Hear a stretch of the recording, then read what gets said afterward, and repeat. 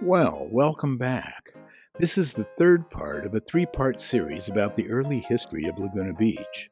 In this concluding segment, we pick up in the mid 1920s and journey through to the early 1930s, a transformative era marked by some monumental changes. It was during this time that Laguna saw the construction of the paved Roosevelt Highway, the incorporation of Laguna Beach, while at the same time facing sweeping challenges brought on by the Great Depression. Like each of the first two episodes, I have colorized and enhanced each of the following images, not to alter the past, but to bring them to life. No disrespect intended to the original photographers. If you had visited Laguna at the turn of the 20th century and returned just 25 years later, you might not have recognized the place. Take this image of Main Beach from the late 1880s, for example. At this time, Laguna was little more than a sleepy seaside village with only a few permanent buildings. The only way to reach Laguna was either by sea or by horse and wagon along the old stage road from Santa Ana and later from El Toro after the train station was built there in 1887. If you entered town by stagecoach in 1893, you might have visited and stayed at the very short-lived Brooks Hotel. Built by William Brooks, an original Arch Beach homesteader, the Brooks Hotel also included a general store, a barber shop, and a post office, and was located where Forest Avenue spits out onto the Old Coast Road. Here is the Ish General Store, built in 1895 by Joseph Yach. It stood proudly across the street from his Laguna Hotel. Joseph's brother-in-law, Nick Ish, ran the post office for many years before becoming Laguna's official postmaster in 1903. Oscar Warling and John Nicholas Ish also ran the Palace Stables, seen here in about 1900. This was built in the same location where the Brooks Hotel once stood, and where the Ish building would eventually be built after the Roosevelt Highway's completion in 1927. Despite the rapid changes, some landmarks endured. One such icon was Yach's Laguna Beach Hotel. By the mid-1920s, visitors could choose to rough it with tent camping at Main Beach or at Tent City, later called Cottage City, but for those seeking a more refined stay, the hotel offered 30 rooms and a grand total of 2 toilets. You can spot the hotel on the left in this photo, surrounded by the towering eucalyptus trees. Here's what it looked like traveling north along the Old Coast Highway in the mid-1920s. The White House restaurant, already a familiar name, can be seen further down the street on the right.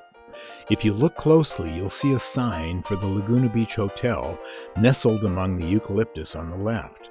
By then, the once grand hotel was showing its age, deemed outdated and a fire hazard by city officials. Here are some visitors from the Orange County Historical Society posing for a photo in about 1927. My guess is that they were either there to celebrate the opening of the Coast Highway or the incorporation of the city of Laguna Beach in 1927. Here is another shot of the north side of the Laguna Beach Hotel in the mid-20s, looking across the street to the Mills Cafe. Concerns about fire safety eventually led to the closure of this hotel in 1928. The new modern hotel would be built on the same location and opened in 1930. After closing in 1923, J.N. Nish opened a store down the street by the White House restaurant. He would move directly across the street a couple years later. This appears to be one of the many 4th of July photos I've included, and I'm guessing this is either 1924 or 1925. Maybe one of you watching can let us know.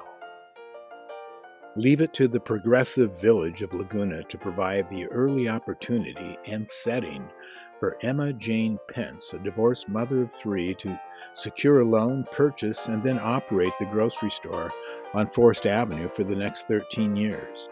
As Emma's granddaughter, Carolyn Hobart Fish, recalled, she, along with being a divorced mother with 3 little girls, kept her store going, raised rabbits out in the canyon to keep her meat prices down for her customers. She gave credit to locals as well as tourists. After the Depression, she had to sell the grocery store. Too many people couldn't pay their grocery bills.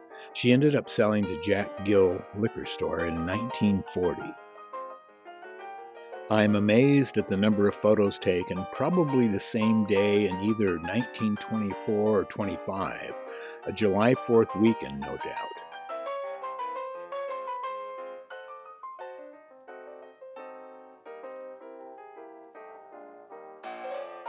Here's a shot taken a bit further south down around Main Beach in the mid-20s. Check out the Laguna Beach Music Company, advertising for pianos and Victrolas. You could even get Arrowhead water at the grocery store across on the right.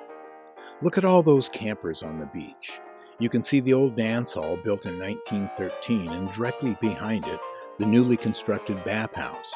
If you look close, you can see the outline of the twin peaks of the Laguna Hotel above the roofline of the dance hall.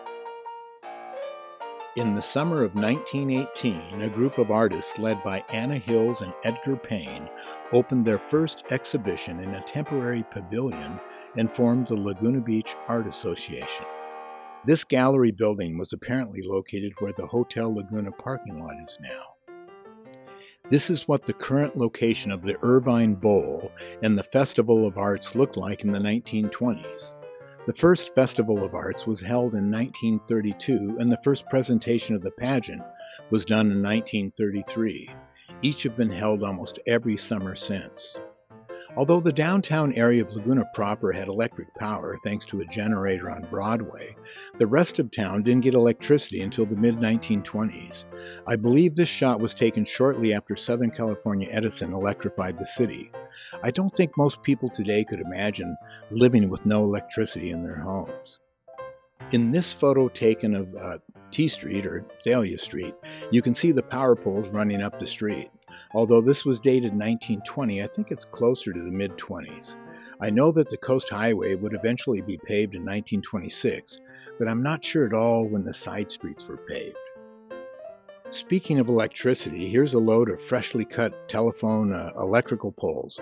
I know that I read that locally grown eucalyptus trees were also harvested in Laguna Canyon to replace pier pilings.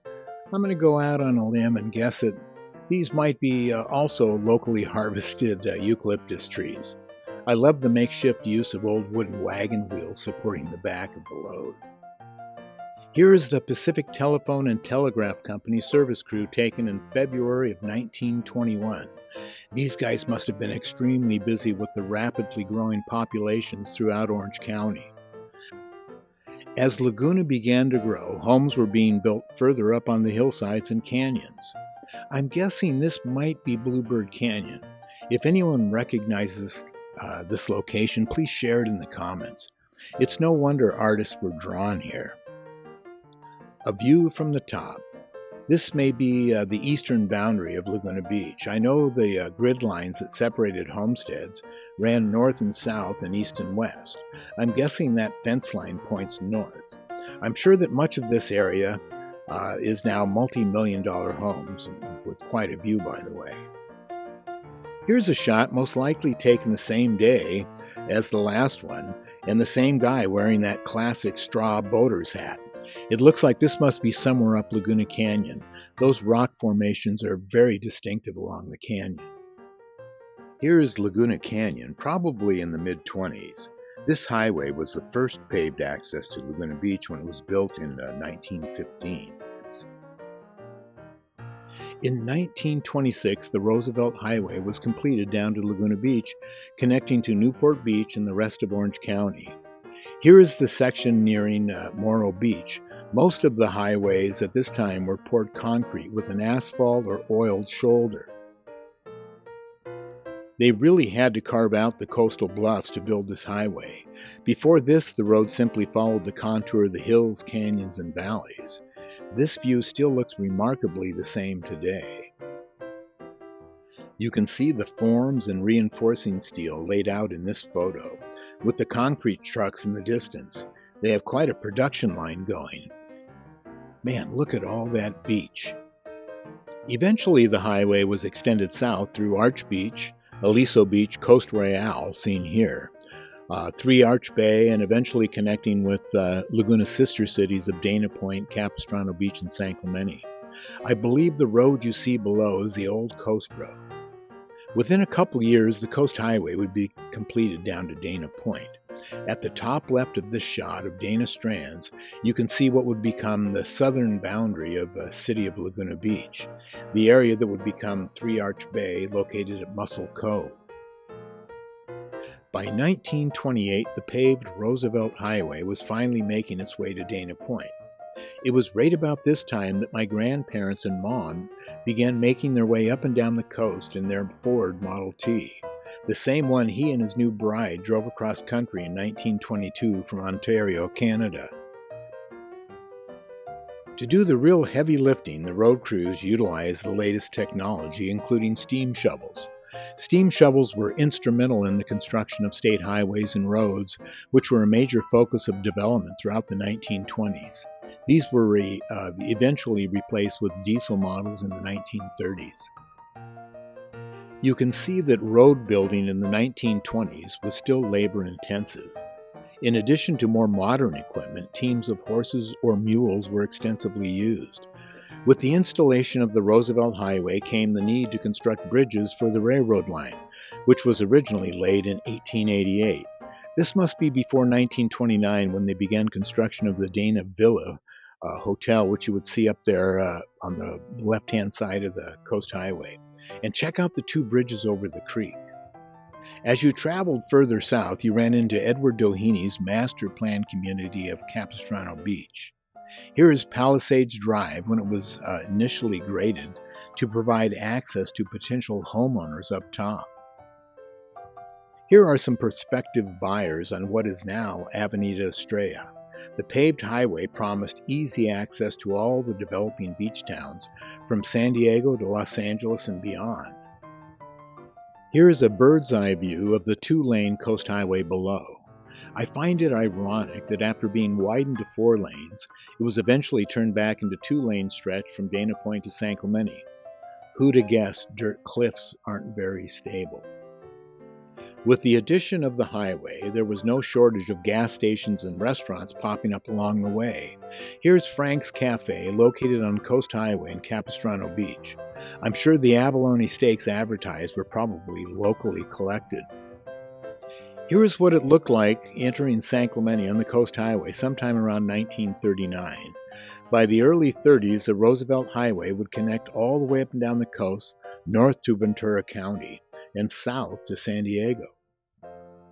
You can see the paved El Camino Real at the top of this aerial shot taken in about 1927.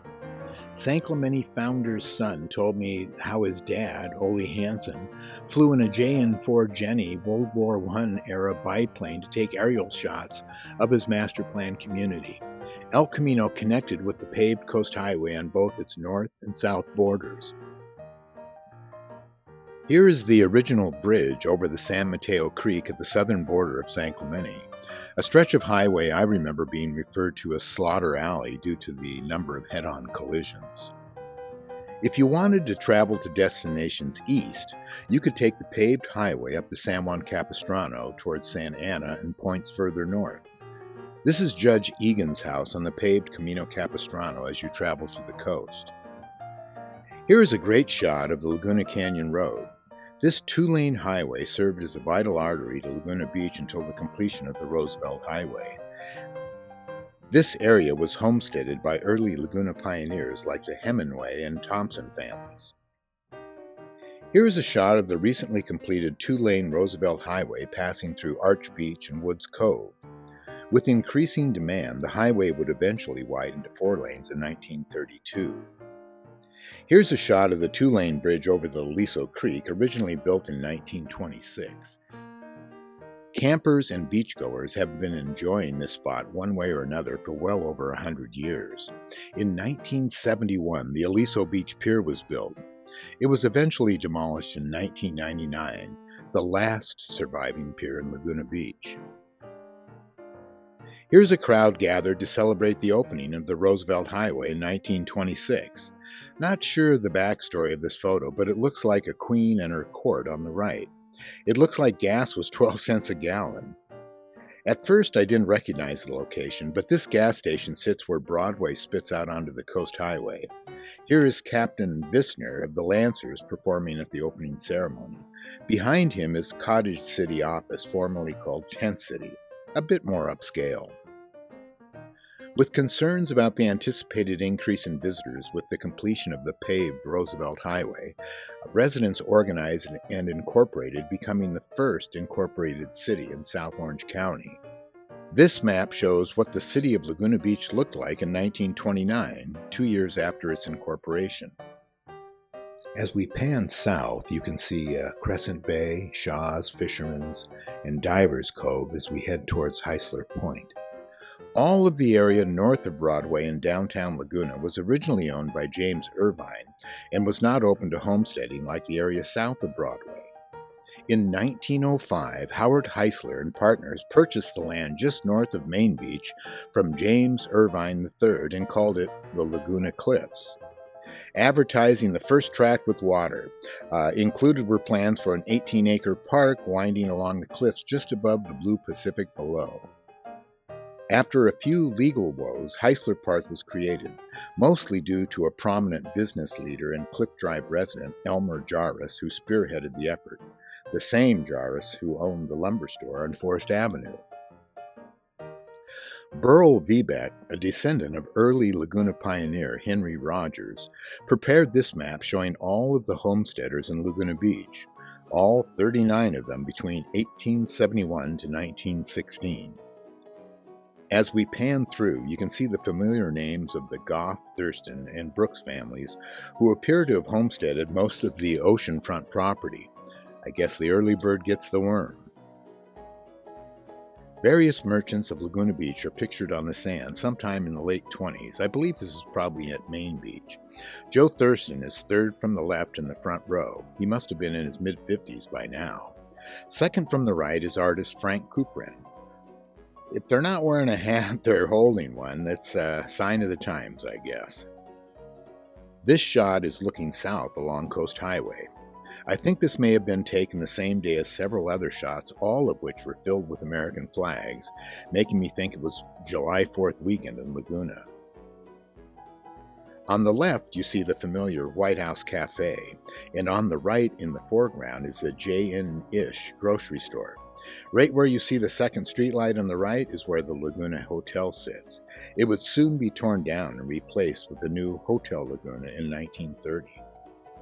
I think this was taken at the corner of Ocean Avenue and Coast Highway. On the corner is the Temple Hill sales office. In 1914, Joe Thurston purchased the hillside property that once belonged to George Rogers and named it Temple Hills. He began marketing the property in 1924. This shot looks like it was taken up on Temple Hills.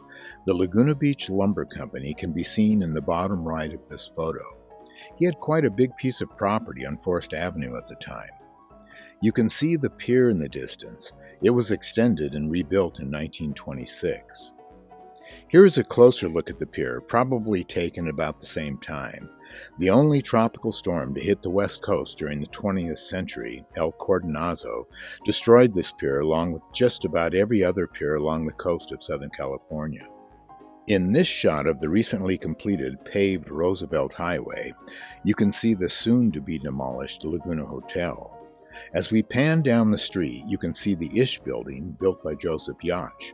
This is about the same location as the original Brooks Hotel and the Ish-Warling Palace stables. By the end of the 20s, the Laguna Hotel closed its doors, making way for the new Hotel Laguna, a much more modern establishment with bathrooms in each of the 70 rooms, I think. It sure beats the original Yacht Hotel with 30 rooms and only 2 bathrooms between them. As the number of both tourists and residents began to increase, a bathhouse was built at Main Beach. I believe it must have been built a year or two before the completion of the Coast Highway. In front of the bathhouse is a boardwalk that extended from the Laguna Hotel all the way to Heisler Point. Here's the Laguna Beach Elementary School class of 1923, including 5th through 8th grade students. There were probably less than 500 permanent residents of Laguna at this time. I'm sure these kids took full advantage of the bathhouse and the playground area on the sand. Up until 1930, there was no official lifeguarding service at the beaches in Laguna. The tall lifeguard in the middle of this photo is Ed Hobart. Ed was a Laguna Beach lifeguard from 1930 until 1932, becoming chief lifeguard from 1933 to 1935. And thanks to Ed's daughter, Carolyn Hobart Fish, for sharing this photo and some amazing local history preserved by her father. Laguna's first two paid lifeguards can be seen in this timely snapshot. On the left is George Griffith, and on the far right is Graham Smith. George's father, William, moved to Laguna from Kansas in 1918 and became one of California's most distinguished painters. It seems that Laguna has always been on the leading edge when it came to breaking the mold, so to speak.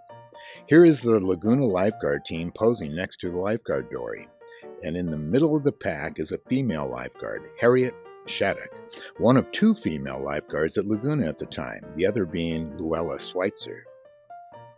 Here is another shot of lifeguard George Griffith skimboarding at Main Beach on his aqua slide, originally designed to be towed behind a boat.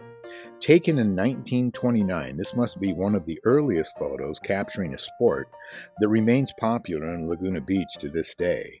The VIC, the Skimboarding World Championships, is still held each year at Aliso Beach. The Depression hit Laguna hard, just like it did its sister cities down south. The 1930 census showed a total population less than 2,000 residents. Here are some split-level homes on the Temple Hillside in the early 30s. It would take until the end of World War II before Laguna Beach would finally see another population boom. And did it ever. Tourists enjoyed dozens of beach destinations besides Main Beach, and Crystal Cove and Aliso Beach got some of the biggest. Here is Crystal Cove in about 1930. Crystal Cove is now part of the Crystal Cove State Park and preserved 12.3-acre coastal portion of the nearly 3,000-acre historic district with an enclave of 46 vintage rustic coastal cottages, originally built as a seaside colony in the 1930s and 40s. Shaw's, Fisherman's, and Divers Cove in North Laguna. These communities would continue to grow slowly until after the war. Check out the eucalyptus groves on the ridge and the fishermen out on the rocks. Here's a shot of what was at the time called Green Bay. In 1906, Harry Callender and William Miles purchased this 147 acres of beachfront property from James Irvine. The wife of one of the mill's farmers by the name of Bathgate would later rename the area Emerald Bay. Although this area is often considered part of Laguna Beach, it is not officially part of the city. Life was already tough before the Depression. It had only been about 10 years since reliable electricity was brought to town. But thanks to the beautiful beaches, coves, and Laguna's proximity to Hollywood, Laguna got an influx of film crews shooting movies, starting with the silent pictures, including the movie False Colors, which was filmed in 1914. And then talkies came around, like Captain Blood with Errol Flynn. This was one of Errol Flynn's first films. It was filmed in 1935 at Three Arch Bay. I never miss a chance to watch it when I see it listed, but next time I think I'll pay a little bit more attention. Here is a great shot of the arches at Three Arch Bay. This area was originally homesteaded by Joe Thurston's older brother, George Thurston Jr., in 1891. Three Arch Bay officially became part of Laguna Beach when it was annexed in 1987. Here's another movie set in Fisherman's Cove, probably sometime in the 1920s. Pretty elaborate.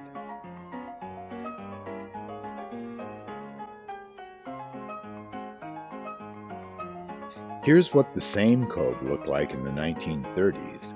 You can't get any closer to the surf than this pad. Check out the small rowboats pulled up onto the beach, with a dozen or so lobster traps in the foreground. Here's a film set at Aliso Beach sometime in the 1920s. The entire coastline of Laguna Beach was a very popular destination for movie makers. Here's a Mediterranean fishing village on the beach. If you look in the distance, you can see what looks like another movie set, a temple of some sort up on the bluff. The two-lane Roosevelt Highway, completed in 1926, had to be widened to 4 lanes in 1932 due to increased demand. They would eventually rename the Roosevelt Highway to the Pacific Coast Highway in 1941. This is what downtown Laguna looked like after the paved Roosevelt Highway was completed. You can see the Cabrillo Ballroom on the right, which was built in 1926, and the snack stand that accompanied the Tent City sales office on the left-hand side, built in 1913. This shot must have been taken from the Temple Hills property. I think that's 3rd Street running along the bottom of this photo, with Mermaid Street on the left-hand side. That would put the Laguna Hotel on the far left of the screen. There was no date with this image, and at first I thought it must have been taken around 1930, but I don't see the pier at Heisler Point. It wasn't destroyed until 1939. I love this shot of Main Beach, especially the 2 kids in the foreground. You can see the boardwalk, which extended from the Laguna Hotel to Heisler Point. At this point, the Laguna Hotel was on its last legs. You can barely see the roof outline in the distance. According to the Laguna Beach newspaper, the South Coast News, the completion of the La Casa del Camino in 1929 was heralded as Laguna's first modern hostelry. Joseph Yaris, owner of Laguna Lumber, hailed its opening as a milestone. A modern hotel is one of the greatest assets to our growing community, he said. A mere 4 months later, the Coast Inn was also completed just 1 block south. This hotel included a bar, a cafe, and served as a home away from home for servicemen during World War II, much like its sister cities down south. Over the decades, the hotel morphed into a nightclub, the Boom Boom Room, and hosted a variety of businesses on its 2nd floor, which was added in 1933. Here's a great view looking down the coast to Arch Beach and Moss Point from the back deck of the hotel. Rooms went initially for a whopping sum of $3 a night, but that did include a bathroom. In 1930, with the completion of the new Hotel Laguna, downtown continued to evolve with the times. Although there are still some familiar landmarks from the early days, like the Pomona Marine Laboratory, new attractions and amenities were being added for the growing number of tourists. Take that cone-shaped structure. Meet Jackson's Fancy Ice Cream. This was one of many big cone stores set up during the late 20s in Southern California. As we pan up, you can see the iconic Hotel Laguna, a beacon for travelers along the recently completed paved Roosevelt Highway. Unlike Laguna's sister cities down south, who really stagnated during the Depression years, Laguna somehow managed to draw artists, vacationers, and tourists to town with the creation of events like the Festival of Arts created in 1932, followed by the creation of what would become the Pageant of the Masters the following year. The iconic Laguna Beach Lifeguard Tower at Main Beach was originally built in the 1920s and used as an Union Oil filling station on the southeast corner of Broadway and Pacific Coast Highway up until the early 30s. I believe those are some of the cottages of Cottage City in the background, formerly known as Tent City. Here is another shot of the gas station taken in about 1930. You can clearly see the Cottage City sales office across the street. The iconic Union Oil structure was eventually moved to Main Beach in 1937, where it has served as a lifeguard tower ever since. And believe it or not, it was moved by horse and wagon to the beach. Here is a shot of the lifeguard tower on the beach. Just about all of the structures you see behind the tower were demolished to make way for the Main Beach Park. The large neon sign atop Hotel Laguna was added shortly after the hotel's completion. It was later removed in 1996 due to a city ordinance. This photo must have been taken when the hotel was initially opened. They haven't added the neon sign yet. The hotel was designed with a bell tower, but never had a bell. They say timing is everything. Despite the stock market crash in October of 1929, the new Hotel Laguna opened its doors a mere 4 months later on February 29, 1930. While countless stories still lie buried in the sun-soaked beaches and rolling hills of Laguna Beach, this chapter of the early history has reached its final page, at least for now. If you've managed to make it this far through the video, you must be a fan of history like me, and I hope you enjoyed it. Thanks to the many local historians, historical societies, and Facebook sites that have provided the bulk of photographs and historical information about events, names, places, and dates I have included with this colorful peek back in time. If you are interested in the unique history of Laguna Beach and would like to know more, please consider becoming a member and donating to the local Laguna Beach Historical Society. You can reach them at the link below. Again, thanks for watching.